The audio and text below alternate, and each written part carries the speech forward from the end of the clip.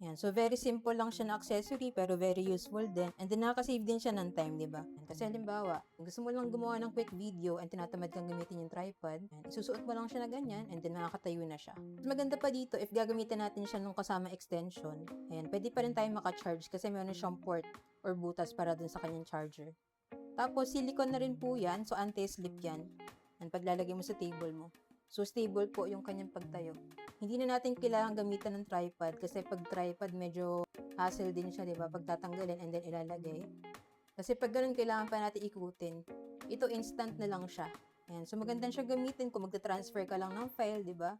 Or quick video lang yung gagawin mo. Ayan. So, magiging useful po ito sa inyo.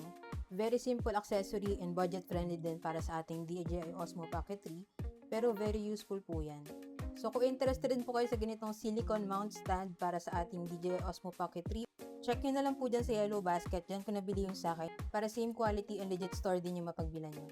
So, yun lang. Sana nakatulong tong video. If you have any other questions, just let me know in the comments and follow for more tech content.